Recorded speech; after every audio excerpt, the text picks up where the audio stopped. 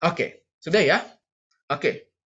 Malam hari ini kita akan sama-sama membahas satu topik yang saya beri judul yang sudah teman-teman tahu pasti di flyer tentang resilience ya atau yang biasanya orang sebut ketahanan ya. Ada beberapa orang bilang ketangguhan, ada beberapa orang bilang ketahanan ya. Tapi apapun yang penting tahan tangguh, tangguh tahan ya. Jadi bukan mana tahan ya, tapi tahan uji, tangguh kehidupannya. Nah, resilience adalah salah satu skill, keahlian yang kita mesti miliki untuk bertahan di masa-masa yang sulit, di masa-masa yang berat. Nah, secara khusus teman-teman, adalah kondisi keadaan situasi di masa-masa sulit pada saat teman-teman, saudara, menjajaki dan menghidupi sebuah calling, sebuah panggilan, sebuah spesifik calling yang Tuhan anugerahkan dalam kehidupan saudara.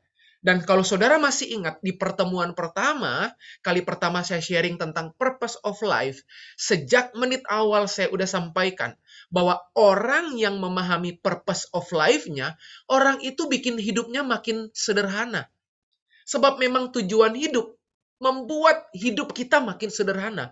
Berarti hidup yang rumit itu bukan rumit karena apapun, bukan. Tetapi seringkali orang rumit itu terbanyak kerumitannya karena dia nggak tahu mana yang harus dia ambil dan mana yang harus dia tolak.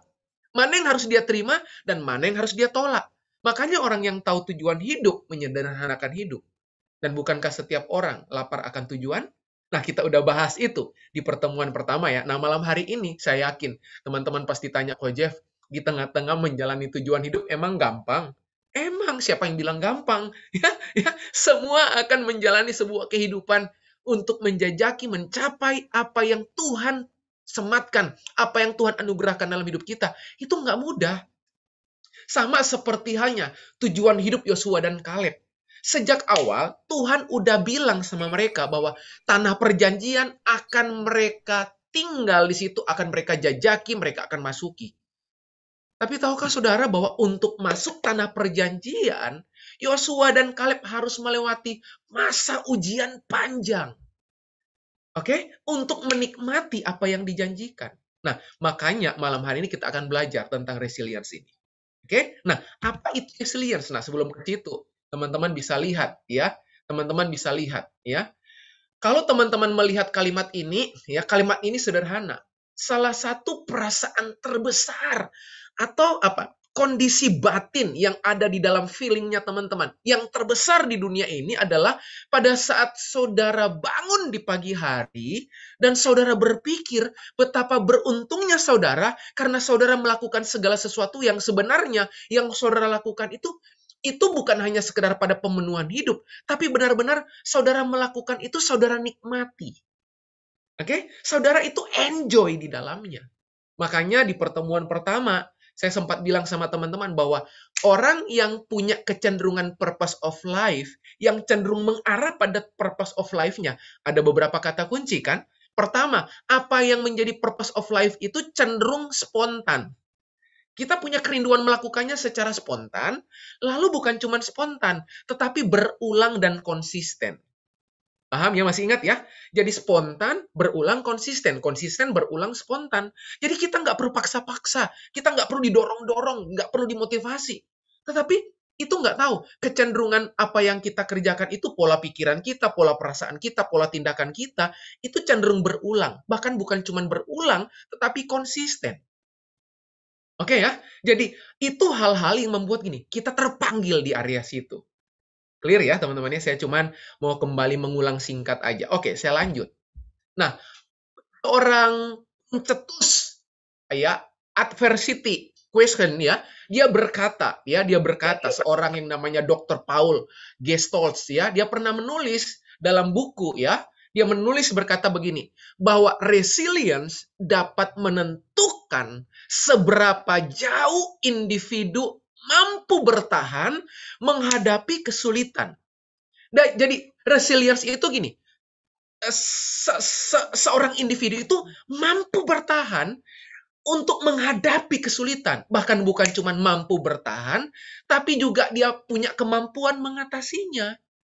Oke? Jadi resilience itu hebat banget tuh. Dia bukan cuma mampu bertahan menghadapi kesulitan, tapi di saat yang sama, dia juga mampu untuk mengatasinya. Jadi bukan cuma sekedar bertahan saja, bukan cuma survive saja menghadapi kesulitan, tapi dia mampu untuk mengatasi. Oke? Dia mampu untuk mengatasi kondisi, dia mampu overcome gitu ya, mengatasi kondisi-kondisi itu sehingga tidak melakukan hal-hal yang merugikan dirinya sendiri. Jadi menarik banget. Memang dalam mencapai tujuan hidup yang Tuhan anugerahkan dalam hidup kita, resilience itu, ketahanan itu jadi penting. Jadi kalau teman-teman tanya malam hari ini, Ko Jeff, resilience itu apa sih? Sederhana. Resilience ada banyak definisinya, teman-teman bisa cari tuh. Tapi menurut seorang pakar, seorang ahli, ya, seorang Dr. Paul G. Stoltz, dia berkata, resilience adalah kemampuan bertahan. Oke? Menghadapi kesulitan. Jadi kemampuan menahan diri gitu ya, menanggung kesulitan. Bukan cuma itu, tapi juga kemampuan untuk mengatasi. Dalam sejarah Alkitab, teman-teman bisa baca seluruh orang-orang yang Tuhan antar mereka mencapai tujuan hidup adalah orang-orang yang punya resilience yang cukup tinggi, bahkan di atas rata-rata. Daud mahir, Daud mampu, punya kemampuan resilience. Tanyakan pada Yusuf, tanyakan itu pada Daud, tanyakan itu pada siapa? Pada Yesus Kristus bahkan. Tanyakan itu sama Paulus. Ya, semua dari mereka secara jelas dan gamblang Alkitab menulis mereka itu menjajaki sebuah proses perjalanan mencapai tujuan yang Tuhan berikan dalam hidupnya. Itu mereka mampu bertahan, menghadapi kesulitan dan mampu mengatasinya. Paham sampai sini teman-teman ya? Jadi itu resilience teman-teman. Nah, yang menarik ini. Research yang dilakukan oleh Dr. Paul, ternyata teman-teman, resilience itu adalah pola. Ya. Jadi resilience itu adalah pola. Jadi bisa dilatih. Setuju? Bukankah pola itu kebiasaan? Setuju? Setuju ya? Pola itu kebiasaan. Jadi segala sesuatu yang dibiasakan akhirnya jadi pola.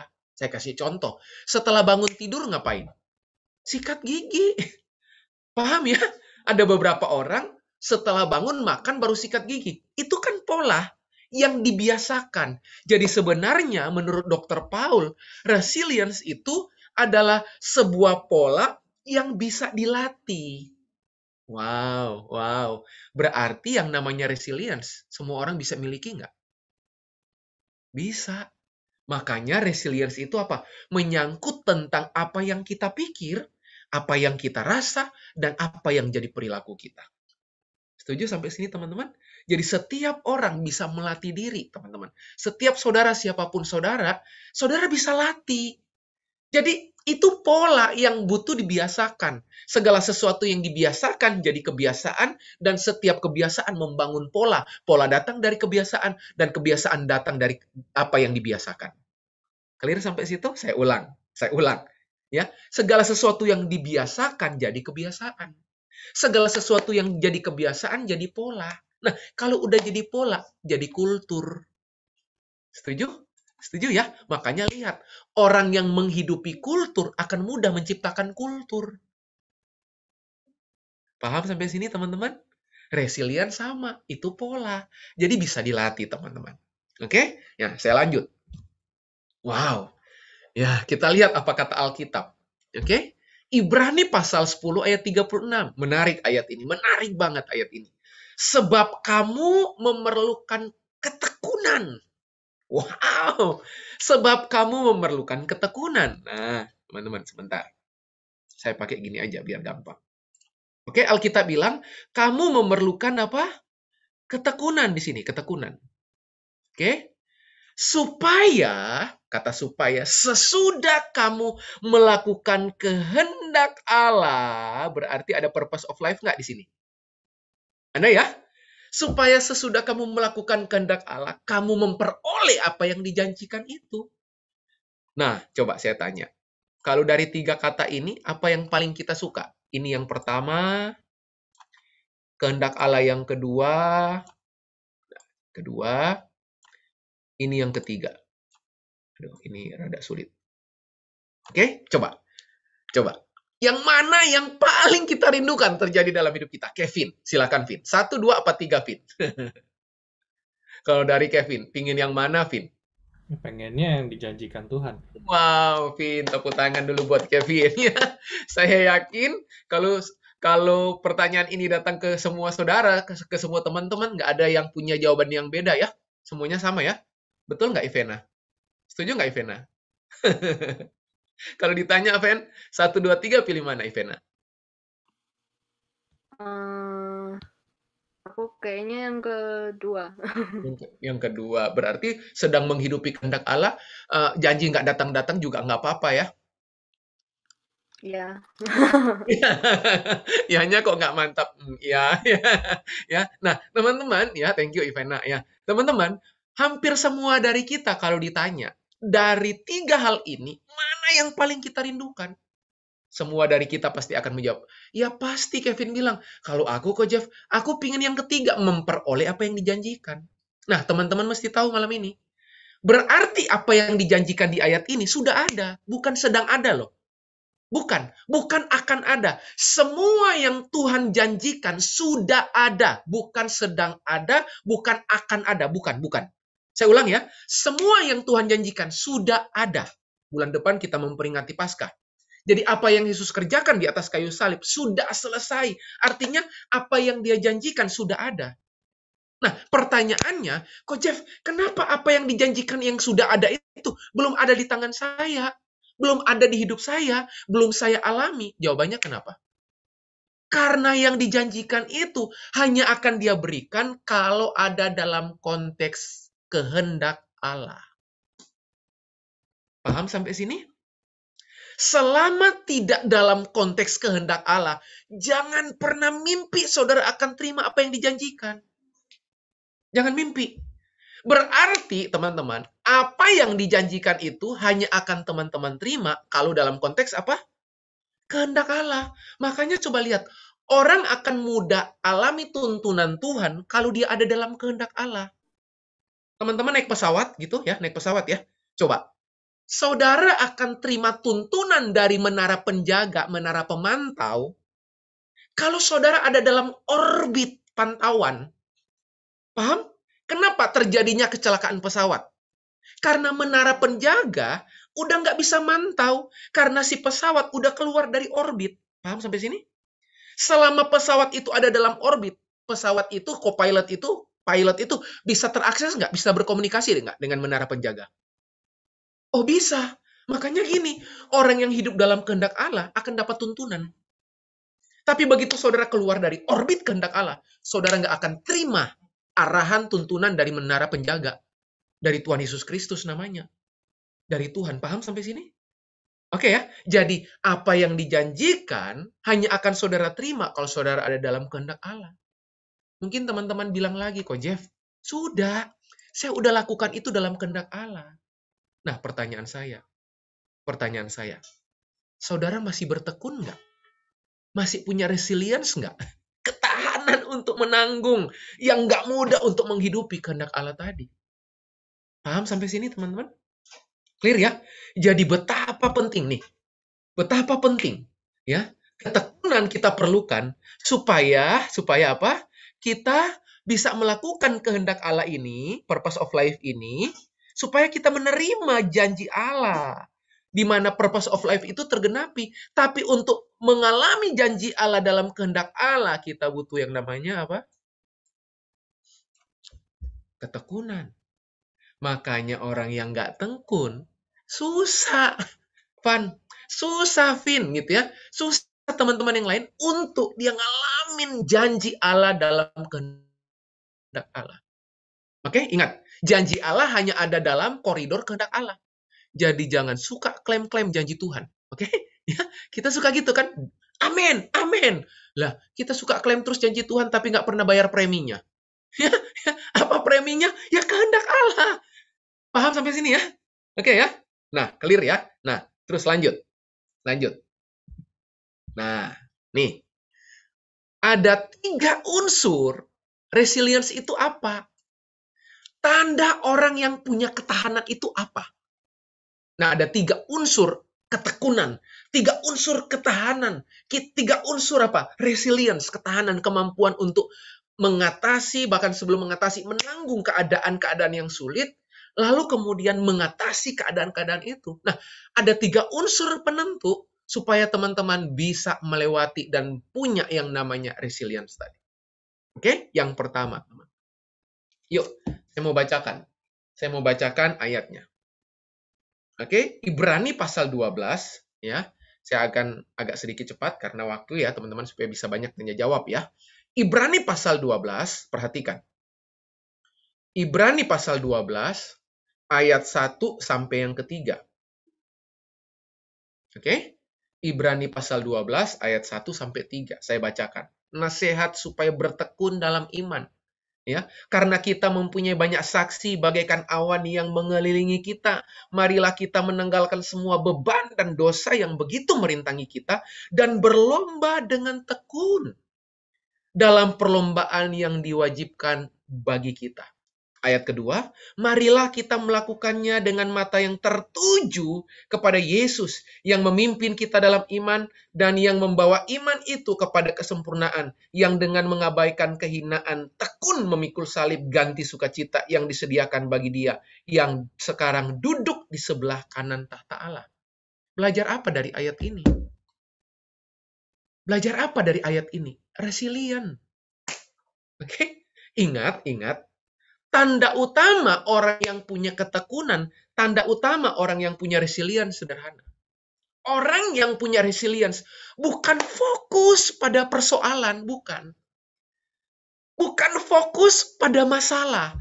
Bukan fokus pada betapa beratnya kok Jeff saya menanggung keadaan ini untuk mencapai tujuan ini. Bukan. Dia fokus pada apa yang dia mau capai. Paham maksud saya sampai sini? Dia fokus pada apa yang menjadi tujuan hidupnya. Paham sampai sini? Jadi bukan fokus kepada berat ya Ko Jeff, sulit ya Ko Jeff, sukar ya Ko Jeff, mustahil ya Ko Jeff, impossible ya Ko Jeff. Bukan. Sulit iya, berat iya, susah iya, sukar iya, mustahil iya. Loh, iya semua. Tapi fokus kita, perhatian kita itu pada apa yang kita mau capai, bukan pada apa yang menghalangi kita. Paham sampai sini? Paham ya? Nah, saya mau kasih tahu. Kalau saudara nggak pernah fokus pada apa yang saudara mau capai bersama Tuhan, tapi saudara mau fokus pada apa yang menghalangi saudara, saya mau kasih tahu. Kalau orang yang punya mentalitas kayak gitu, nggak perlu masalah berat, nggak perlu. Saya ulang ya. Orang yang fokus sama masalah, orang yang fokus sama kesulitan, orang yang fokus sama kemustahilan, dia nggak pernah fokus pada apa yang Tuhan percayakan, apa yang jadi janji Tuhan, apa yang jadi tujuan Tuhan dalam hidupnya. Nggak perlu, nggak dibutuhkan masalah berat, nggak perlu. Masalah ringan sekalipun, itu akan membuat dia tersandung. Akan membuat dia mundur, akan membuat dia kalah, akan membuat dia gagal. Sederhana. Kenapa? Sederhana, karena dia nggak fokus sama siapa. Kepada apa yang jadi tujuan Tuhan dalam hidupnya. Tetapi apa yang menjadi masalah, problem yang sedang dia alami. Makanya butuh fokus. Fokus di sini apa? Menaruh perhatian secara khusus dan penuh pada sesuatu. Ingat kata kuncinya apa? Menaruh perhatian yang khusus dan penuh. Clear sampai sini teman-teman? Itu tanda utama orang yang punya resilience. Apa tanda yang kedua? Nah, Yakobus 1 ayat 12. Yakobus 1 ayat 12. Kita lihat.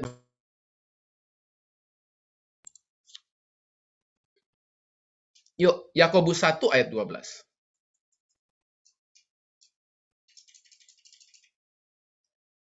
Yakobus 1 ayat 12 saya bacakan.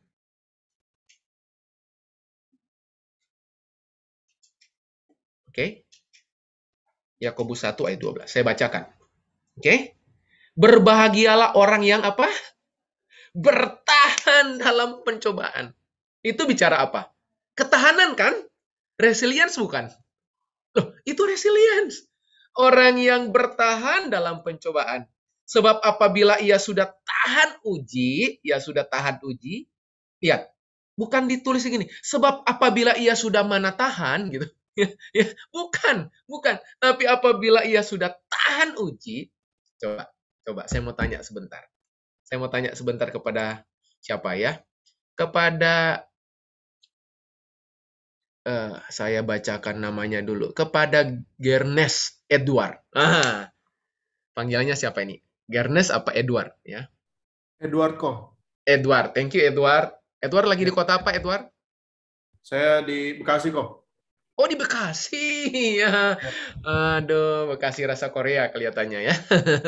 Ya. Oke, Edward, coba. Waktu kita baca Yakobus 1 ayat 12, kalau Jeffrey bacakan sekali lagi. Berbahagialah orang yang bertahan dalam pencobaan, sebab apabila ia sudah tahan uji. Saya mau tanya, kira-kira waktu baca ayat ini, ujian di ayat ini kira-kira ujian jangka pendek apa jangka panjang? Kalau baca ayatnya. Kayaknya jangka panjang kok. Panjang ya. Dari Panjang. mana Edward tahu itu jangka panjang? Iya. Karena dibilang sebab apabila ia menerima mahkota kehidupan. Kalau mahkota kehidupan kan emang artinya di ujung ya kok ya. Berarti masih Good point, good point. Oke, itu clue yang pertama. Clue yang kedua ayat ini kira-kira di kalimat apa? Bahwa ini akan jangka panjang.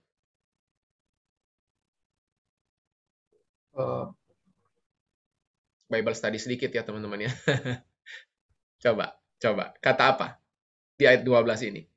Bahwa ini jangka panjang. Sebab apabila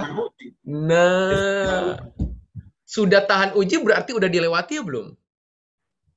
Udah harus. Udah. Artinya apa? Thank you Edward. Artinya apa? Orang yang punya resilience yang kedua terlihat dari apa? Konsistensinya. Konsistensi apa? Nahan beban, nanggung beban, ngatasi. Makanya konsisten terhadap apa? Janji Tuhan. Konsisten terhadap apa? Tujuan Tuhan dalam hidupnya. Kebayang nggak? Kalau Daud itu nggak konsisten memperkatakan firman. Kebayang nggak? Yusuf itu kalau dia nggak ingat janji Tuhan, nggak konsisten janji Tuhan.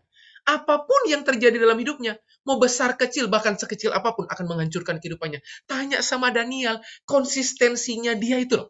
Untuk menghidupi apa yang Tuhan mau. Jadi yang kedua, konsisten. Konstan. Terus menerus. Tetap, teman-teman. Paham sampai sini, teman-teman? Itu yang kedua.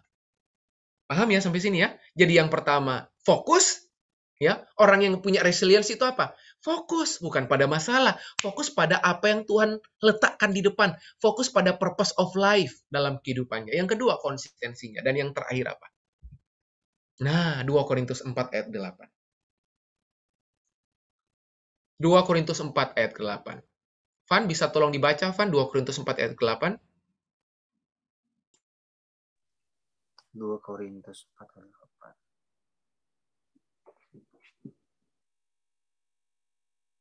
Dalam segala hal, kami ditindas, namun tidak terjepit. Kami habis akal, namun tidak putus asa. Wow. Kira-kira, Van, itu resilience nggak, Van? Yes. Yes, coba. Kalimat mana yang menunjukkan itu sangat-sangat resilience banget spiritnya? Ketika kami ditindas, namun tidak terjepit. Kami habis akal, tidak putus asa. Itu semua, Pak. Itu semua apa, Pan? Resilient semua ya. Iya. Pantang menyerah artinya. Unsur penentu terakhir dari resilience itu apa?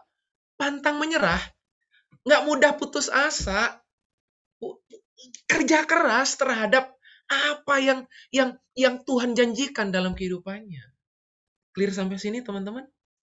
Jadi malam hari ini, apa tanda utama orang yang punya nilai resilience? Orang itu fokus pada apa? Janji. Fokus pada apa? Purpose of life. Yang kedua apa? Konsistensi. Yang ketiga apa? Pantang menyerah. Itu tanda orang-orang yang punya resilience. Paham sampai situ? Nah, saya mau tutup dengan bagian terakhir dan kemudian kita akan tanya jawab langsung. Nah, yuk. Yuk, teman-teman. Yuk. Nah, coba ya. Ada daftar pertanyaan dan ada penjelasan singkat. Nah, coba. Ini personal coaching namanya. Ini self coaching namanya, Dedi ya. Ini kita melakukan self coaching, Ded ya. Ya, buat teman-teman tolong dijawab coba. Yang pertama. Ada dalam konteks ya, contexting ya. Nah, coba. Situasi apa yang saat ini tengah Anda hadapi coba?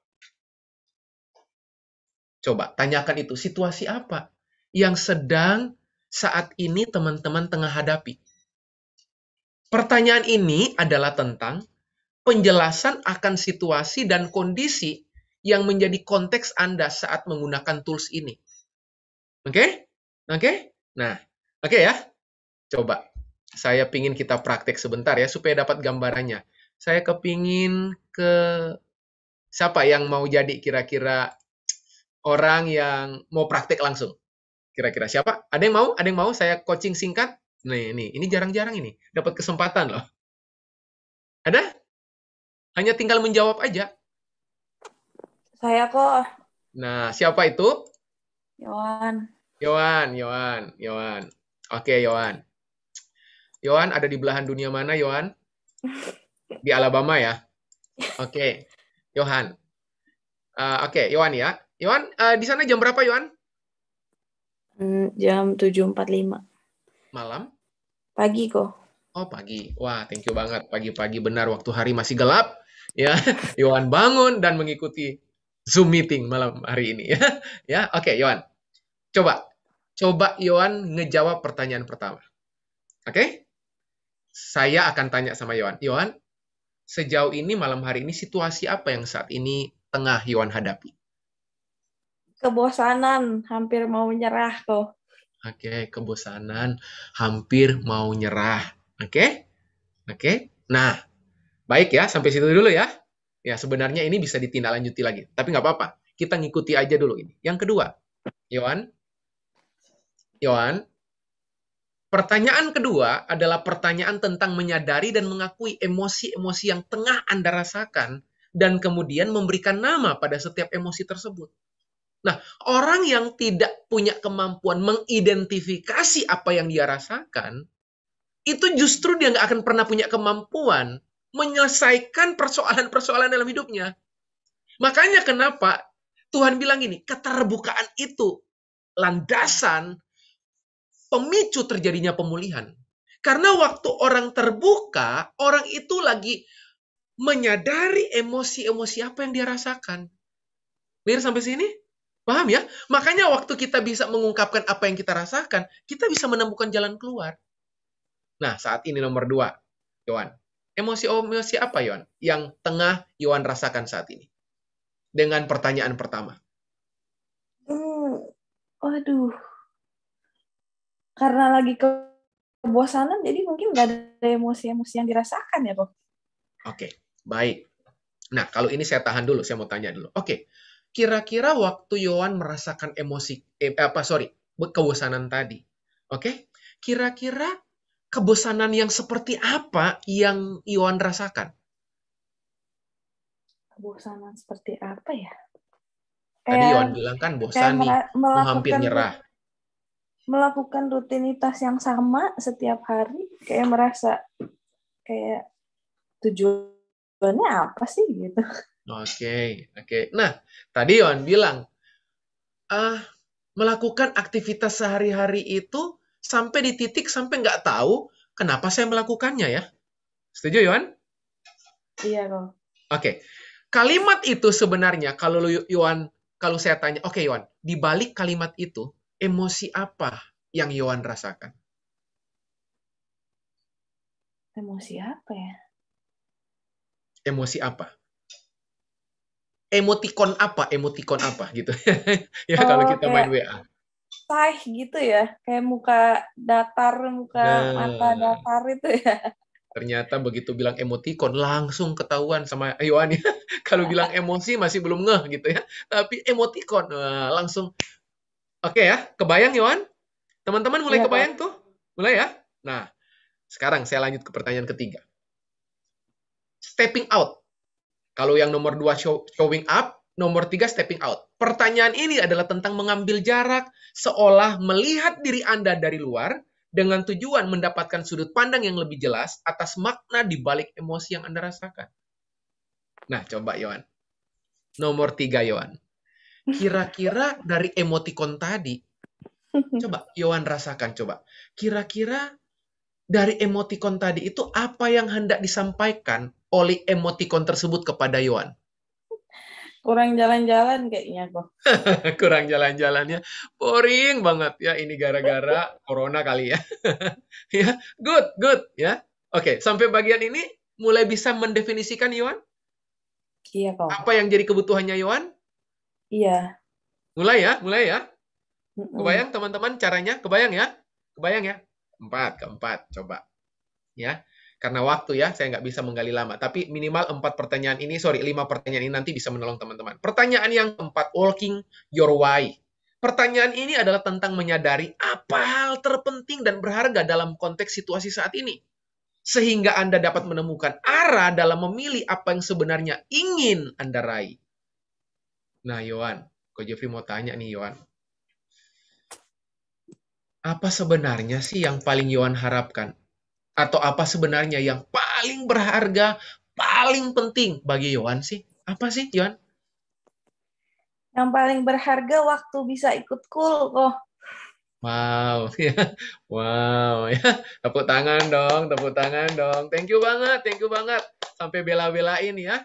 Masih jam pagi di sana, udah stay tune gitu ya, di ruang virtual gitu ya. Nah, kaitannya dengan apa yang tadi Yohan sampaikan tadi, kebosanan dan lain-lain. Nah, oke. Di balik semuanya itu sebenarnya kalau ada sebuah pertanyaan datang sama Yohan, sebenarnya apa sih yang paling Yohan inginkan, harapkan, di mana yang Yohan inginkan, harapkan itu sesuatu yang penting. Aduh, bukan cuma penting Yohan, tapi bernilai sekaligus berharga buat kehidupan Yohan. Kayaknya waktu mencari Tuhan ya, aku yang tadi kayak Koko bilang. Wow. Tuh. Mulai kebayang Yohan sampai bagian ini? Iya kok. Kebayang Yohan? Kira-kira solusi kebosanan Yohan ada di mana? Kurang mencari Tuhan kok. Yes. Ketemu nggak teman-teman sampai bagian ini? Ketemu ya? Hanya dengan pertanyaan-pertanyaan ini, Yohan, sebelum Ko Jeffrey pindah pada pertanyaan nomor 5. Sampai menit ini, apa hal yang sedang Yohan temukan dari proses Ko Jeffrey melakukan coaching personal ini sama Yohan? Itu ya, ternyata waktu aku dengan Tuhan itu mungkin berkurang. Good point. Sehingga area resilience, area kebosanan tadi, tidak punya kemampuan menghandle, mengatasi, bahkan overcome, mengatasi itu dengan baik. Itu ternyata akar persoalannya. Yohan udah temukan di mana? Di dalam Tuhan kok. Yes. Powerful kan teman-teman? Oke? Teman-teman bisa pakai ini. Coba. Yohan yang terakhir. Moving on. Pertanyaan ini adalah tentang perubahan sederhana akan apa yang ingin dan akan Anda lakukan sebagai perwujudan atas pilihan Anda. Oke, Yohan.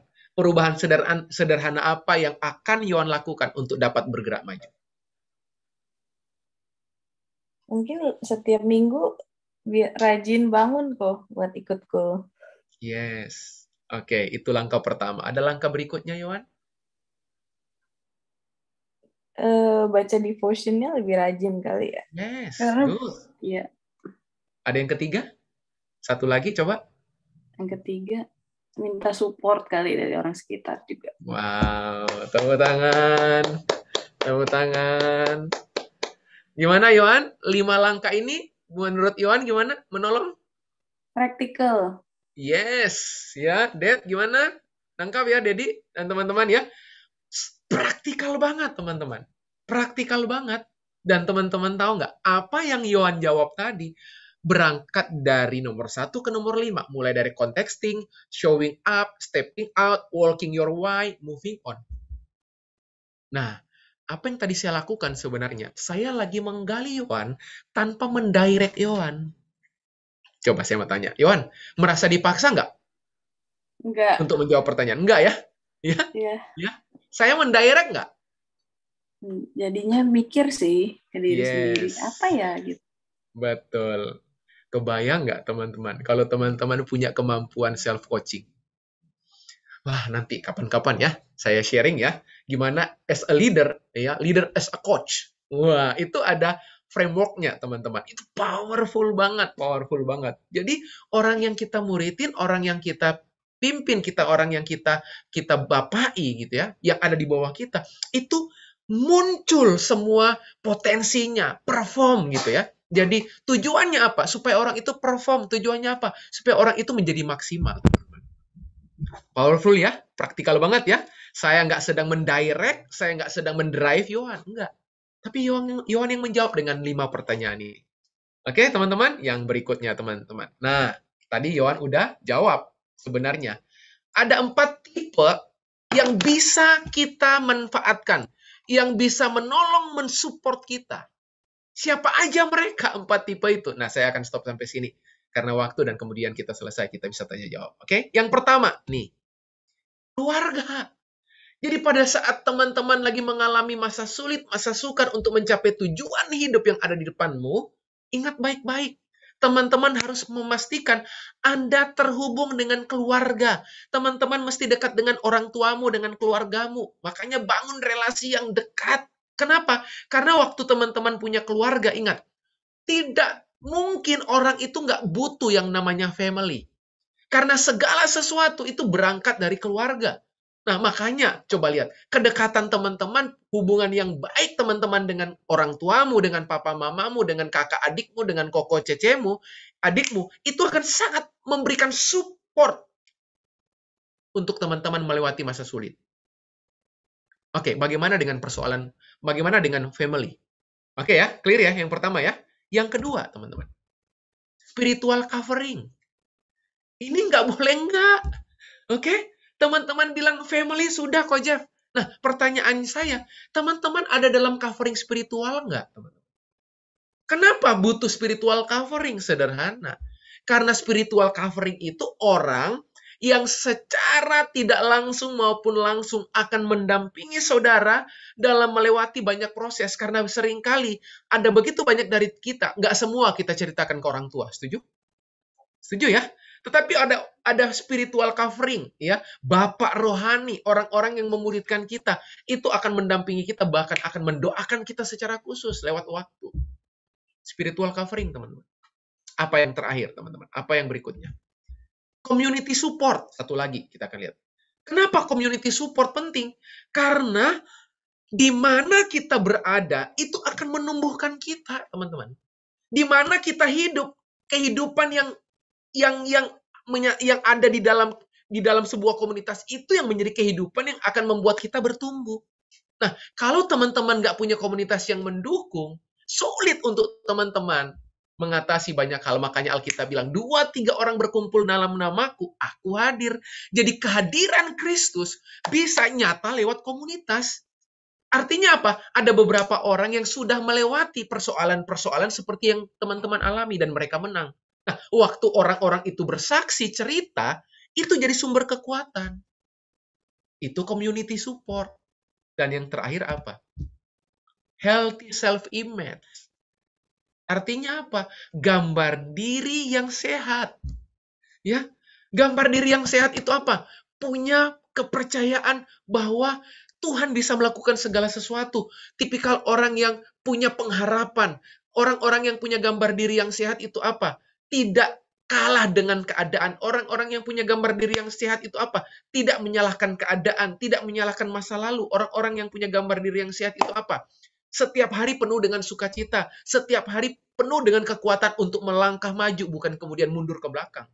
Jadi memastikan kita itu punya kesehatan self-image atau kesehatan gambar diri yang sehat. Kenapa? Karena kalau enggak, orang-orang yang punya gambar diri yang buruk, yang nggak sehat gambar dirinya, ingat, apa saja yang Anda pikirkan, Anda akan jadi sama seperti apa yang Anda pikirkan. Paham sampai sini, teman-teman? Jadi 4 tipe ini, teman-teman mesti miliki keempat-empatnya. Coba teman-teman lihat, bagian mana yang teman-teman nggak miliki. Clear sampai sini, teman-teman? Nah, saya pikir ini yang saya bisa bagikan, ya, karena waktu, saya stop sampai sini, ya. Jadi saya berharap teman-teman, yuk, ya, apa tanda utama, apa unsur seseorang yang punya resilience? Tadi kita udah belajar. Dia fokus, dia konsisten, dia pantang menyerah. Dan apa yang harus kita lakukan? Nah, tadi kita udah belajar, ya. 5 pendekatan ini, ya. 5 pendekatan ini teman-teman bisa pakai, teman-teman bisa terapkan. Coba tanya, situasi apa yang saat ini tengah saya hadapi? Oke, emosi-emosi apa saja yang tengah saya rasakan saat ini? Apa yang hendak disampaikan oleh emosi-emosi tersebut kepada saya? Apa sebenarnya yang paling penting dan berharga bagi saya? Oke, perubahan sederhana apa yang akan saya lakukan setelah ini untuk dapat bergerak maju? Wow, simple ya, praktikal ya, teman-teman bisa lakukan. Oke, saya selesai, teman-teman, saya selesai. God bless you all, Tuhan Yesus memberkati, teman-teman. Saya kembalikan ke Dedi mungkin atau ke siapa. Thank you, teman-teman. Wah, thank you banget Ko Jeff. Kita semua beri tepuk tangan buat Ko Ya, Jeff. Talia, thank you. Makasih banget kok untuk hari ini, untuk waktunya udah sharing luar biasa, poin-poin luar biasa untuk kita gimana caranya punya ketahanan. Tadi 3 poinnya luar biasa, dan juga ada pertanyaan-pertanyaan kan yang kita udah bisa renungkan untuk kita jadi juga bisa punya ketahanan. Mantap, makasih banget kok. Ya, thank you Talia. Menguatkan kita semua ya. Mungkin kalau ada yang mau bertanya boleh langsung DM ke aku atau chat langsung di yang kolom chat yang ada di Zoom. Mungkin di sini ada satu pertanyaan kok nih dari teman-teman di sini. Yang pertanyaan pertama adalah gimana membedakan pantang menyerah melakukan sesuatu dari bukan jalan yang Tuhan mau? Oke. Ada beberapa tanda penentu kita ngotot tapi bukan pada apa yang Tuhan mau. Oke, yang pertama terlihat dari motif. Oke, saya ulang. Terlihat dari motivasi melakukannya. Pantang menyerah yang di sini, oke, coba dekati dengan motif. Beberapa dari saudara ngototnya itu karena ambisi. Paham? Tapi beberapa dari saudara ngototnya itu karena visi. Bedanya di mana? Bedanya ambisi dan visi. Kalau didekati dengan yang namanya motivasi. Motivasi dari ambisi adalah untuk kebanggaan diri. Setuju? Sementara motivasi yang lahir dari visi itu untuk kepentingan Tuhan. Jadi, semua yang membesar di hati kita, lalu kemudian kita kelola di pikiran kita, coba dicek. Motifnya apa? Oke? Itu tanda pertama yang pertanyaan tadi. Ko Jeff, cara bedain pantang menyerah dari Tuhan untuk menghidupi kehendak Tuhan sama pantang menyerah yang ngotot untuk kepentingan sendiri kan? Begitu ya Talia ya? Pertama motifnya. Oke? Motivasinya. Yang kedua, variabel penentu adalah prosesnya. Nah, orang yang mengerti bahwa yang sementara dia jalani ini kehendak Tuhan, dia itu mencintai proses. Makanya lihat, orang yang cinta proses, dia akan menikmati proses, dan tanpa dia disadari, saking dia nikmati proses itu, dia udah nyampe. Pernah ngalamin? Coba, saking saudara itu menikmati proses demi proses, ya, saudara enjoy dengan proses itu. Udah nyampe. Sementara, orang yang pantang menyerah ngotot pada kehendaknya sendiri, cenderung, kalau didekati dengan proses, orang yang seperti ini akan selalu pingin cari jalan pintas. Clear sampai situ? Pokoknya gini, sedikit-sedikit pingin secepatnya. Sedikit-sedikit pingin nyampe ke sebuah tempat, pingin nyampe ke sesuatu yang dia rindukan, pokoknya mengambil jalan pintas, curang mengambil jalan pintas. Pokoknya pinginnya buru-buru, cepat-cepat. Ingat, sesuatu yang lahir dari rahim rohani, itu nggak pernah tergesa-gesa. Itu nggak pernah terburu-buru. Oke? Semua yang lahir dari rahim ilahi, rahim roh, itu selalu bersekutu dengan maksud dan waktu Tuhan. Yang pertama motifnya, yang kedua prosesnya. Oke? Paham sampai sini? Pertama motifnya dulu dilihat. Yang kedua prosesnya. Oke? Yang ketiga, penutup. Apa faktor pembeda pantang menyerah yang dalam menghidupi kehendak Tuhan sama pantang menyerah dengan ngotot? Oke? Lihatnya gampang. Lihatnya gini. Ya. Orang-orang yang pantang menyerah untuk kepentingan Tuhan selalu ada di dalam covering. Oke, saya ulang. Selalu ada dalam covering. Pertama motifnya, kedua prosesnya, ketiga coveringnya. Covering. Orang-orang yang cenderung maunya sendiri akan selalu keluar dari covering. Ditegur nggak bisa, dikasih tahu nggak nurut. Nah, terus bagaimana saya bisa tahu kalau itu kehendak Tuhan? Coba. Bisa nggak teman-teman bilang ini, Ko Jeff, saya lagi menghidupi kehendak Tuhan. Tapi support system yang Tuhan kasih, siapa? Bapak rohani. Siapa? Otoritas rohani. Siapa? Pemimpin rohani. Siapa? Teman-teman di komunitas, teman-teman di kul. Nggak ada yang saudara dengerin. Nah, terus bagaimana saya yakin itu kehendak Tuhan? Halo? Oke? Yang namanya pantang menyerah dalam kehendak Tuhan, itu di bawah covering, di bawah otoritas. Nggak mungkin kehendak Tuhan dinyatakan di luar otoritas. Nggak mungkin. Coba saya tanya. Bagaimana Yosua dan Kaleb masuk tanah perjanjian? Ada Musa nggak? Musa mimpin nggak? Musa mimpin mereka berdua nggak? Oh iya. Mereka berdua ada dalam covering Musa. Clear? Coba, Daud. Daud sampai menuju puncak, ya mengalahkan Goliat, ada covering nggak? Sekalipun coveringnya itu Saul. Halo? Kita nggak bicarakan dulu, otoritasnya itu lagi ngawur. Kita lagi nggak bicarakan itu. Tetapi pada saat itu, Tuhan tempatkan Saul menjadi otoritas buat Daud. Daud menghidupi kehendak Tuhan, ada di bawah otoritas nggak? Paham? Paham ya? Clear ya, teman-teman ya? Coba. Yesus Kristus ada dalam otoritas nggak? Ada dalam otoritas Bapaknya. Coba. Paulus ada dalam otoritas siapa? Ada dalam otoritas, besar kemungkinan ada beberapa orang yang mengcover Paulus. Timotius ada dalam otoritasnya apa? Paulus. Elisa? Elia. Clear, teman-teman? Semoga menjawab kali ya. 3 hal tadi jadi faktor penentu. Motifnya, prosesnya, proses itu berarti durasi waktu. Yang ketiga, otoritas atau covering. Kalau nggak tercentang itu, Talia, saya ragu. Ya, jangan coba-coba pakai bilang ini. Tapi ini kehendak Tuhan, Om. Ini kehendak Tuhan, Ko Jeff. Ya. Thank you. Semoga menolong, Talia. Thank you, Ko. Thank you. Yeah. Ya, semoga menjawab tadi pertanyaannya yang untuk nanya. Ya, jadi kita udah tahu ya perbedaannya tadi antara pantang menyerah yang kehendak Tuhan sama yang bukan. Ada 3 itu ya Yes. tadi ya. Motivasi, proses, dan juga di bawah otoritas. Betul. Mungkin ini pertanyaan selanjutnya adalah, Ko Jeffrey, adakah tips untuk fokus sama tujuan? Karena kan pasti sulit, apalagi kalau dengan keadaan panik dan lain-lain.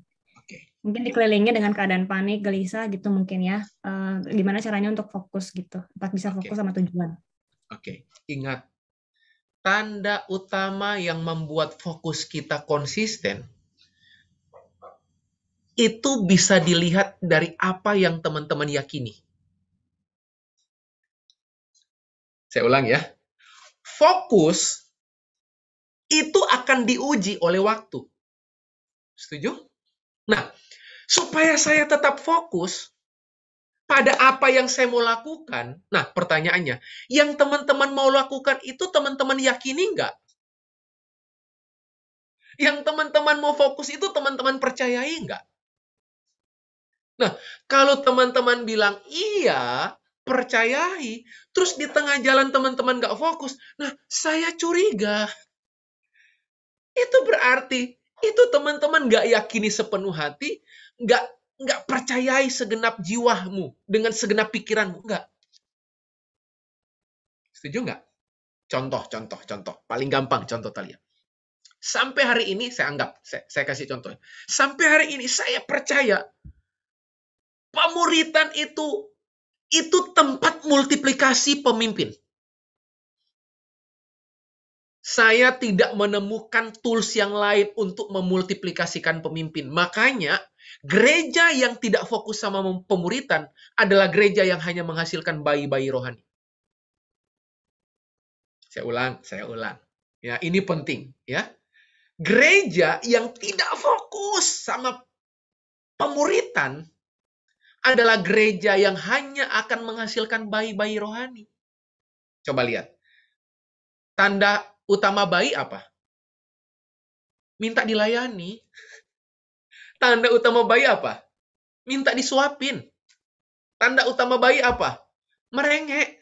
Tanda utama bayi apa? Nuntut. Bayi bukan itu. Bayi. Nah, karena saya percaya bahwa untuk melahirkan pemimpin yang dewasa hanya lewat pemuritan, Talia. Loh, sampai hari ini saya fokus di situ. Mau apapun yang terjadi, saya kekeh di situ. Sampai hari ini, berarti udah 20 tahunan lebih. Ntar lagi kawin perak. ya. Bayangin, 20 tahun lebih tuh. Saya hidupnya sampai hari ini. Sementara banyak orang lain berhenti di tengah jalan, saya sampai hari ini menghidupinya. 20 tahunan. Tahu nggak kenapa, teman-teman? Kenapa nggak tergoncang? Kenapa nggak teralihkan? Padahal tawaran-tawaran pola kepemimpinan menghasilkan pemimpin banyak nggak? Oh, banyak. Tapi kenapa saya tetap fokus sampai hari ini? Karena itu saya yakini. Berarti pertanyaannya, Ko Jeff, gimana caranya supaya saya tetap fokus pada apa yang saya mau lakukan? Jauh sebelum pada tuduhmu, tubinya dulu, tubi. Pada keyakinan. Be-nya dulu baru do. Oke? Saudara nggak akan pernah doing kalau saudara nggak being. Being itu apa? Level of keyakinan. Kalau tuduh itu level pada tindakan. Nah, teman-teman nggak akan mungkin bertindak sejauh apa tindakanmu dan selama apa tindakanmu, selama keyakinanmu. Sejauh itulah tindakanmu. Setuju? Nah, jadi yang perlu disorot Talia dari pertanyaan tadi, gimana supaya saya bisa fokus, Ko Jeff? Belajar dulu, lihat dulu. Kira-kira yang akan teman-teman lakukan itu teman-teman yakini nggak? Nah, pertanyaannya, Ko Jeff, bagaimana cara tahu keyakinan itu? Nah, nggak ada cara lain. Keyakinan itu siapa yang kasih? Tuhan. Oke? Makanya kalimat pembuka tadi saya jelas. Di tengah-tengah upaya kita mencari Tuhan, bukan kita yang menemukan Tuhan loh. Tuhan yang putuskan temukan kita. Wow. Powerful itu. Oke? Nah, seperti itu Talia. Semoga menolong. Terima kasih, Ko Jeff. Ya. Ada lagi nih pertanyaan, Ko. Boleh. Kok bagaimana merenungkan pertanyaan tadi yang 5 kalau orangnya indecisif? Jadi kayak orangnya mungkin belum bisa menentukan, aduh emosi aku tuh kayak gimana ya?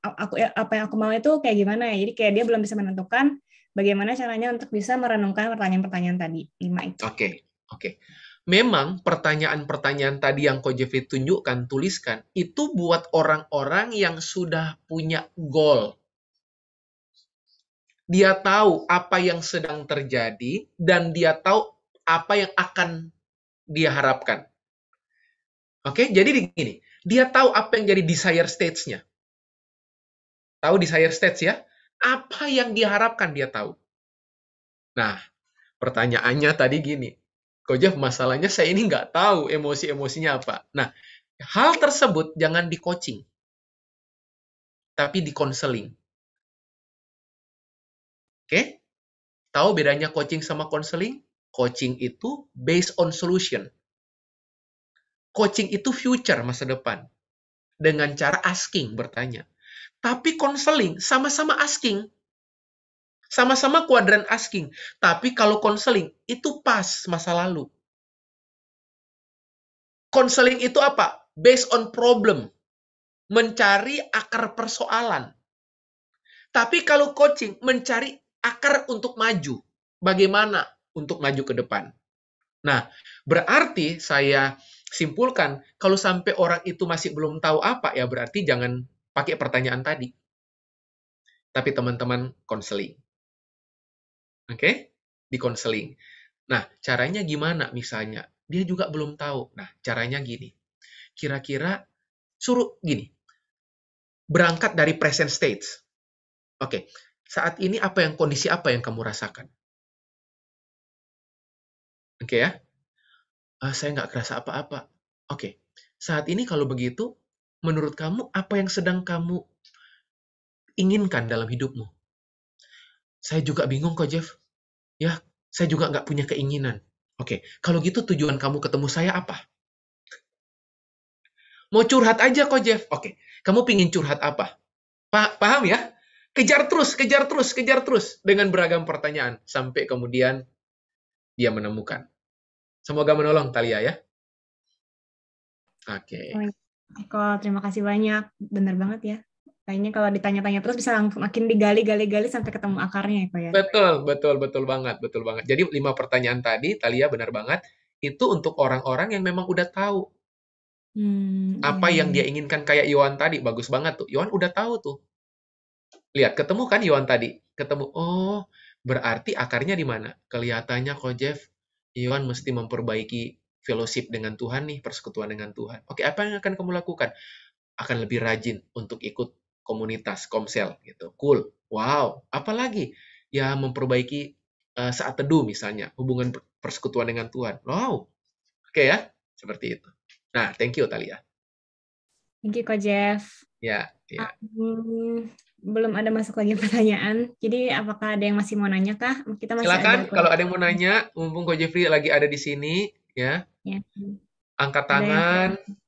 Gitu untuk bertahan bagaimana? Boleh silakan teman-teman. Jangan malu, jangan sungkan. Ya, silakan teman-teman kalau ada. Ada? Apakah ada teman-teman yang ingin bertanya lagi?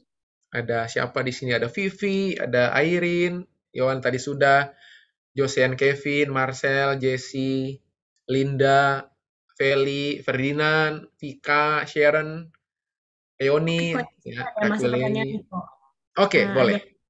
Oke. Aku masih belum tahu aku harus fokus kemana, jurusan dan kerjaan, dan bimbang sama opini sana-sini. Gimana nyarinya? Pertanyaannya singkat, jawabannya panjang. Oke. Ko Jeffrey akan jawab dengan beberapa step. Oke? Ya, beberapa step. Oke. Yang pertama. Hal-hal apa saja, ya, ini kan kita nggak tahu, ya, namanya siapa yang bertanya tadi. Anggaplah Talia ya. Anggaplah yang bertanya ini Talia, supaya gampang membayangkannya.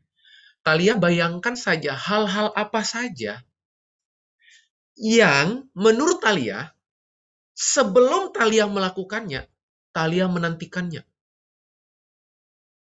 Oke ya? Aktivitasnya. Aktivitas apa yang sebelum dilakukan, Talia udah menantikannya. Itu yang pertama. 1A, ini 1A. Makan, katanya Evan. Evan ya. Benar Van. Ya. Yang kedua, 1B. Kalau yang sebelum melakukan menantikannya, yang B itu gini. Sedang melakukannya, kita menikmatinya. Yang 1C, setelah melakukannya, kita masih bersemangat. Ingat, aktivitas ya, aktivitas. Kalau saya itu mengajar. Jadi sebelum Ko Jeffrey melakukannya, Talia, Ko Jeffrey udah bayangin tuh. Termasuk malam hari ini. Waktu Ko Dedi kasih kesempatan bisa sharing. Ya, di tengah-tengah ya kepadatan jadwal. Ya, tetap mau meluangkan waktu ya, meluangkan waktu buat teman-teman karena saya yakin ini bernilai waktu ini ya. Ya. Itu. Jadi sebelum melakukannya saya menantikannya. Mengajar. Sedang melakukannya saat ini. Teman-teman ngelihat nggak? Saya selalu bersemangat nggak menjawab? Saya enjoy nggak untuk menjawab? Iya. Yang ketiga, setelah nanti selesai, mau ada sesi lagi? Mau. Mungkin misalnya Dedi bilang ini, Ko Jeff boleh nggak sampai jam 10 malam? Saya layani. Ya, saya layani. Itu satu. Yang kedua. Kita akan tahu bahwa kita itu terpanggil di area tertentu. Itu gini, kecenderungan yang kita lakukan itu kita enjoy. Kita menikmati bukan cuma enjoy, tetapi yang tadi saya bilang. Kita melakukan itu suka berulang dan konsisten. Berulang dan konsisten, berulang dan konsisten, berulang dan konsisten, berulang dan konsisten. Tapi kalau kita bilang berulang, tapi nggak konsisten, kadang suka, kadang nggak. Ya nggak bisa dibilang bahwa itu adalah sebuah level of calling-nya kita. Nggak bisa. Oke? Itu yang kedua. Nah, yang terakhir, sebenarnya banyak. Yang terakhir, lihat buahnya saja. Karena dari buah, itu jadi alat konfirmasi. Karena tidak mungkin kita terpanggil di sebuah panggilan tanpa ada buah dari panggilan itu. Nggak mungkin. Nggak mungkin. Jadi gini, orang yang terpanggil ke situ selalu ada karya. Paham ya? Yang namanya karya untuk dirinya sendiri atau untuk orang lain? Orang lain. Bagi saya, sesuatu dikatakan passion, itu kalau sampai di titik menyentuh dan memberi manfaat buat orang lain. Tapi kalau passion itu hanya sejauh manfaat buat dirimu sendiri, itu bukan passion, itu bukan. Karena definisi passion, itu sesuatu yang kita nikmati, kita lakukan, tapi manfaatnya untuk banyak orang. Seperti itu, Talia. Semoga menolong. Ya, sisanya seperti apa? Lihat rekaman sesi yang pertama. Benar ya, Dit ya? Ada di situ, ada. Nggak tahu, ada di YouTube kali ya. Gitu. Iya, benar, ada di YouTube. Semoga menolong, Talia, pertanyaan tadi. Thank you, Ko. Thank you. Ya, ya. Membantu untuk yang lagi bingung dan bingung mau fokus kemana ya. Ini juga ada lagi nih, Ko, pertanyaan. Yes. Kok terus gimana kalau 3 poin yang Koko sharing tadi dulunya terpenuhi semua, tapi sekarang sudah tidak terlalu? Oke. Mungkin poin yang tadi yang fokus, konsisten, dan pantang menyerah ya. Oke. Berarti kalau tadi 3 tadi ya, fokus, konsisten, dan pantang menyerah. Kita udah nggak miliki lagi. Nah, berarti ada kebocoran di area yang di dalam. Berarti gini, teman-teman setuju nggak? Orang yang punya tujuan hidup akan punya 3 hal ini. Oke. Berarti kalau udah nggak punya 3 hal ini, problemnya di mana? Berarti dia punya visi nggak? Saya ulang ya. Kaitannya dengan tujuan hidup yang di sesi yang pertama saya hubungkan lagi ya. Kita hubungkan lagi supaya kita ada dalam on track gitu ya. Teman-teman percaya nggak bahwa 3 poin tadi itu poin include di dalam menghidupi purpose of life yang Tuhan berikan dalam hidup kita? Percaya? Oke. Berarti kalau kita udah nggak punya 3 ini, berarti problemnya kita di mana? Kita udah nggak punya purpose of life. Teman-teman tahu nggak, kalau teman-teman punya tujuan, kira-kira korbankan apapun nggak untuk mencapainya? Oke, teman-teman, kalau teman-teman udah punya tujuan hidup, ya purpose of life yang datang dari Tuhan, Efesus 2 ayat 10, kira-kira bakal ngotot nggak untuk berjuang untuk mencapainya nggak? Berarti kalau udah nggak bisa fokus, udah mulai nggak konsisten, gampang nyerah, berarti problemnya di mana? Ada problem di area purpose of life-nya. Semoga menolong, Talia. Oke, semoga menjawab ya. Buat tadi Iya. yang nanya. Ada lagi nih kok kayaknya sepertinya terakhir melihat waktu. Kalau sudah di dalam masa fase capek banget dan nggak kepingin ngapa-ngapain, tapi banyak hal yang harus dikerjakan dan tidak bisa ditinggal, harus bagaimana ya? Oke, good, bagus banget pertanyaannya. Oke, ingat baik-baik. Jauh sebelum kita menghidupi purpose of life, jauh sebelum kita menghidupi sebuah passion, jangan lupakan ada yang namanya assignment. Ada yang namanya penugasan, assignment. Yang namanya penugasan itu terkait dengan tanggung jawab. Nah, yang namanya tanggung jawab seringkali nggak sejalan dengan passion. Paham? Paham ya? Nggak sejalan dengan passion. Dan teman-teman, Coach Jeffrey mau titip pesan. Itu tidak berarti gini. Enggak. Pokoknya saya cuma mau jalankan passion saya. Ingat baik-baik. Ingat baik-baik. Sebelum Yosua dan Kaleb hidup di tanah perjanjian, menikmati dan menjalankan visi Tuhan dalam hidupnya, terlebih dahulu mereka melayani visi Musa. Pertanyaan saya, visi Musa itu visinya Yosua dan Kaleb bukan? Bukan ya. Visi Musa ya visi Musa. Visi Tuhan yang Tuhan taruh buat Musa. Tapi Tuhan punya visi nggak buat Yosua dan Kaleb? Iya dong. Tapi untuk melatih supaya Yosua dan Kaleb ini hidup di tanah perjanjian dengan cara yang benar, Yosua dan Kaleb harus melayani pemimpinnya. Paham sampai sini? Berarti ada tanggung jawab nggak di situ? Ada penugasan nggak di situ? Ada assignment nggak di situ? Jadi antara passion dan assignment itu nggak bisa dipisah loh ya. Ada begitu banyak orang yang Coach Jeffrey nggak setuju. Maaf ya. Terlalu ngejar passion sampai lupa tanggung jawab. Dan dia menganggap ini passion dari Tuhan. Passion dari Tuhan kok korbankan tanggung jawab kita kepada sesama? Halo? Katanya passion dari Tuhan. Kok nggak terhubung dengan yang tadi 3 hal yang tadi saya bilang? Salah satunya otoritas. Berarti ada yang problem di motif nggak? Problem ya? Nah, berarti gimana? Saran Coach Jeffrey malam hari ini secara gamblang dan tegas.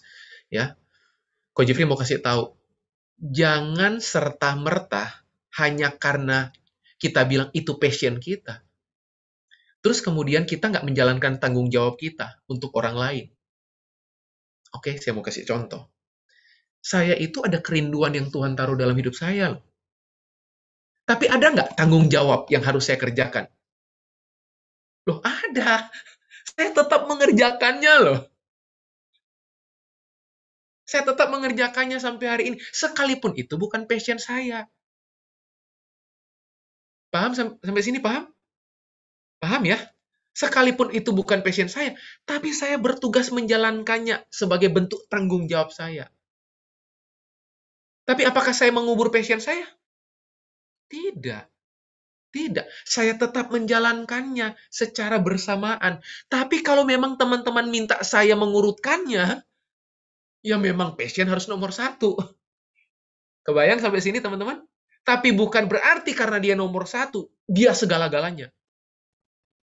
Tetap ada responsibility-nya kita. Kebayang sampai sini, Talia dan teman-teman? Semoga menolong ya. Ingat ya, baik-baik ya. Ya, semoga menolong. One day nanti, ya, siapa tahu Coach Jeffrey bisa mojok one-on-one ya, dengan teman-teman ya. Mojok one-on-one untuk empowering, untuk kemudian ngegali potensi terbaiknya teman-teman apa ya, kompetensi yang Tuhan anugerahkan. Kenapa? Itu kepentingannya gampang. Kepentingannya itu supaya orang melihat perbuatanmu yang baik, memuliakan Bapa di sorga. Ingat yang pesan Coach Jeffrey kemarin di pertemuan pertama, ingat ya, ini kalimat penutup. Ya. Saya bilang apa? Saudara, teman-teman mau berkarir dimanapun, semua jenis karir butuh kualitas. Ada nggak jenis karir yang nggak butuh kualitas? Nggak ada. Mau karir rendahan sampai karir tingkat tinggi gitu. Itu butuh kualitas. Makanya berkualitaslah. Pertanyaannya, Coach Jeff, kualitas apa yang saya harus tingkatkan, yang harus saya miliki? Ya, bangun kualitas yang inline, sejajar dengan Efesus 2 ayat 10. Apa yang menjadi purpose of life? Apa sih yang menjadi purpose of life? Ingat baik-baik. Yang namanya tujuan hidup, yang namanya visi, sudah ada yang menetapkan. Kita bertugas menemukan. Coba, enak ya? Sudah ditetapkan sama Tuhan. Tugas kita hanya menemukan. Berarti pasti ada nggak? Pasti. Berarti pasti ketemu nggak? Pasti kan, lawang sudah ada kok. Nah, Ko Jeff gimana caranya? Coming soon kali ya. Ya, itu ada tools-nya ya, supaya teman-teman akan terus memberi manfaat, melepaskan berkat, blessing buat banyak orang. Oke? Semoga menolong malam hari ini ya, insight-insight tambahan yang menolong teman-teman. Thank you banget Talia, bagus banget mimpin moderator Talia. Ya, setelah mencicipi koan Talia gitu ya. Sorry banget, ada satu lagi pertanyaan, boleh nggak? Boleh. Terakhir nih. Boleh. Mau sampai 929 juga nggak apa-apa di sini. Sorry, kalau ini terakhir. Jadi boleh, nggak terakhir juga nggak apa-apa. Ya, nanya kayak dalam resilience itu kadang kita dihadapkan dengan keputusan sulit kok, apalagi kalau dikejar waktu. Dan meskipun kita punya support, bukankah kita sendiri dan Tuhan aja yang paling tahu yang terbaik buat diri kita sendiri. Gimana cara ambil keputusan yang terbaik kok? Udah nanya Tuhan, tapi jawaban Tuhan sejauh ini adalah aku menyertai kamu senantiasa. Oke, baik. Nah, saya suka kasih variabelnya ya. Nanti teman-teman hidupinya ya. Saya suka kasih prinsipnya. Bagaimana cara mengeksekusinya teman-teman bisa lakukan. Yang penting prinsipnya dulu. Oke. Yang pertama. Artinya kan gini. Kita udah yakin, tapi seringkali keyakinan kita itu berbeda dengan keyakinan pemimpin, gitu ya maksudnya ya. Bisa seperti itu nggak, Talia? Berbeda dengan orang yang mengcover kita. Seperti itu, Talia, benar? Sepertinya begitu ya, kok yang nanyanya mungkin bisa... Oke, bisa sekali lagi pertanyaannya biar nggak salah jawab. Aku bacain lagi ya, kok ya. Dalam resilience itu kadang kita dihadapkan dengan keputusan-keputusan sulit, apalagi kalau dikejar waktu, dan meskipun kita punya support, bukankah kita sendiri dan Tuhan saja yang paling tahu yang terbaik buat diri kita sendiri? Gimana cara ambil keputusan yang terbaik? Kok udah tanya Tuhan, tapi jawaban Tuhan masih aku menyertai kamu senantiasa. Oke. Ingat, teman-teman, baik. Saya mau highlight beberapa hal. Ingat, jangan pernah meninggalkan komunitas dan otoritas. Oke, ulang ya. Jangan pernah tinggalkan komunitas dan otoritas. Tapi kok Jeff, otoritas saya itu nggak ngerti-ngerti. Loh, ini bukan masalah ngerti nggak ngerti. Ini masalah belajar merendahkan hati, menundukkan diri. Itu kata kunci pertama dulu. Jangan pernah meninggalkan otoritas dan komunitas. Pokoknya yang tas-tas di belakang itu. Otoritas dan komunitas jangan pernah ditinggalkan. Oke? Nah, yang kedua, setuju. Cuman kita dengan Tuhan yang tahu. Belum dapat konfirmasi dari pemimpin. Bagi saya, ujian penting kalau kita bilang itu dari Tuhan adalah bersabar. Sekalipun, tapi kok aja pemimpin saya bilang, enggak, tapi saya berbeda dengan pemimpin. Nah, pertanyaan saya, kalau teman-teman percaya itu dari Tuhan, kenapa harus berpikir, kalau telat gimana? Waktu, durasi. Oke ya? Nah, pertanyaan saya, katanya dari Tuhan. Berarti kalau dari Tuhan, biarkan Tuhan yang yakinkan pemimpinmu dong. Tuh kan, wajahnya udah tegang semua ini. Hah? Loh, katanya dari Tuhan. Percaya otoritas, percaya kok, Jeff. Lah, kalau teman-teman percaya otoritas, terus otoritas suruh hold, gitu ya, doakan. Jangan bertindak gegabah. Tapi aku yakin banget kok, Jeff, yakin banget. Itu dari Tuhan. Percaya deh. Dan bukti Anda yakin dari Tuhan, Anda bersabar. Ingat, tidak selalu bukti Anda percaya sama Tuhan adalah Anda bertindak. Tidak selalu. Ulang ya. Siapa bilang bukti dari mempercayai Tuhan selalu bertindak? No. Bukti saya mempercayai Tuhan adalah saya bersabar pada waktu Tuhan. Jadi kalau selama ini definisimu bahwa bukti saya percaya sama Tuhan adalah saya bertindak, apakah itu salah? Tidak. Tapi bagi saya juga saya percaya, Bukti saya percaya sama Tuhan adalah saya bersabar dengan waktu Tuhan. Wih, kok Dedi kelihatannya pada tegang semua ngelihat saya. Hah? Selama ini coba, yang diajarkan apa? Coba, yang diajarkan di banyak-banyak mimbar itu apa? Bukti Anda percaya sama Tuhan, bertindak dengan iman. Bagi saya, bukti juga saya percaya sama Tuhan saya. Saya bersabar dalam iman. Oke? Saya mau tanya. Teman-teman pernah lihat nggak? Tuhan yang kita sembah itu adalah Tuhan yang punya track record gagal. Pernah? Ketemu track recordnya pernah gagal? Nggak ya? Nggak ya? Berarti dia Tuhan yang selalu berhasil dong. Setuju? Oke. Terus kenapa ragu? Kenapa saya harus ragu untuk mempercayai kehidupan saya, masa depan saya, pada Tuhan yang tidak pernah gagal? Halo? Ya bagi saya, bukti saya mempercayai sesuatu, bukan cuma sekedar saya bertindak dalam iman, tapi saya bersabar dalam iman. Tahu nggak, seringkali penundaan itu justru menyelamatkan kita. Saudara pikir penundaan itu kita terlambat gitu? Ini tertunda, delay gitu. Loh. Saudara hati-hati, seringkali penundaan yang Tuhan izinkan justru itu bentuk Tuhan tolong kita. Oke? Clear? Nah, semoga itu menolong. Ya, Talia. Thank you banget Ko Jeff. Kita semua sama-sama dan thank you buat Ko Jeff yuk. Ya, thank you semuanya. Thank you. Ya, thank you. Ya, thank you banget semuanya. Nggak bisa saya sebutkan satu persatu. Ya, thank you Talia. Ya, thank you Ko, sangat memberkati hari ini sharingnya dan Q&A-nya. Semoga Ya, yang tadi thank you. yang pertanyaan bisa diajukan sama teman-teman juga menjawab teman-teman semua ya. Ya, thank you Talia. Thank you Dad, thank you banget. Senang banget. Ya. Thank you Talia. Oke, Ko Jeff, kami mau berdoa ya buat Koko. Kita semua diberkati malam ini ya, teman-teman, saudara-saudara semua dapat insight yang luar biasa dari hambanya. Mari sama-sama kita berdoa yuk. Bapa, kami bersyukur buat Ko Jeffrey, hamba-Mu yang telah menjadi berkat buat kami malam ini. Tuhan membuka mata hati kami, Tuhan pimpin jalan hidup yang Tuhan telah percayakan kepada setiap kami.